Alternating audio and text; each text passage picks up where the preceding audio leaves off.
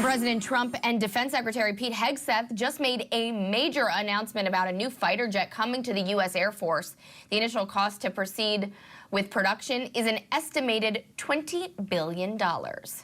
Scripps News White House producer and reporter Jacob Garden-Schwartz is live for us right now at the White House. Jacob, what was the actual announcement that the president just made? Yeah, good afternoon, Alex. We just heard from the President and the Secretary of Defense announcing a decision in what's known as the Next Generation Air Dominance Program, awarding Boeing the new fighter jets. Those are set to replace Lockheed Martin's F-22s. The President, sort of perhaps in a nod to his own number of the presidency, announcing that these will be known as F-47s. And as with a lot of these sorts of defense technologies, not giving too many details about specifically, what these planes might look like, though we do understand that they will include improvements to stealth technologies, speed, efficiency, those sorts of things. The president also telling us that versions of this plane have been secretly flying already within the U.S. for the past 5 years or so. So certainly a major development for Boeing, which, as we all know, has been a company under fire in recent years due to some of the plane-related issues it's seen in the commercial plane space. But when it comes to defense technologies being awarded this multi-billion-dollar contract, the president declining to declare exactly how much money this program will cost, suggesting that's could give adversaries information about what's specifically involved in the technologies. But of course, this coming as broader conversations are happening about cuts to the government across all agencies, and specifically the Department of Defense as well. And this particular program, the Next Generation Air Dominance Program, had been paused by the Biden administration previously because of concerns about costs.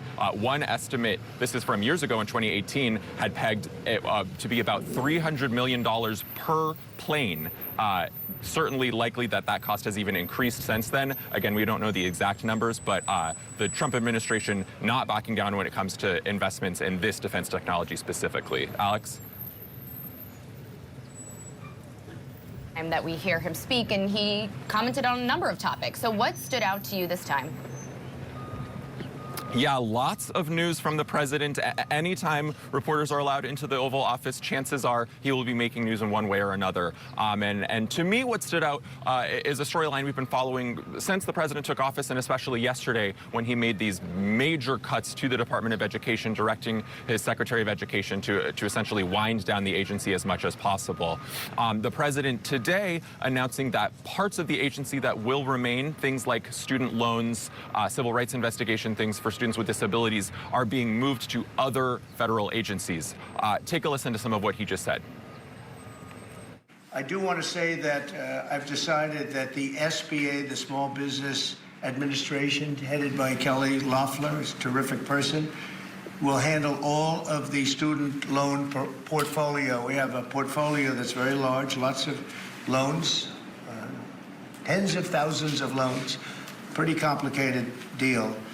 And that's coming out of the Department of Education immediately. And also Bobby Kennedy, the Health and Human Services, will be handling special needs and all of the nutrition programs and everything else. Rather complex, but that's going to be headed by and handled by Health and Human Services.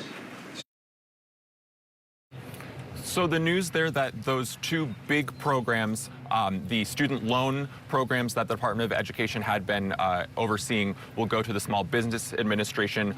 That's perhaps an interesting development because we expect to hear about some major cuts to that agency in the coming weeks as a part of this DOGE effort. So interesting to see how they will be able to take on, a pretty significant new project while also having significantly fewer staff to do so.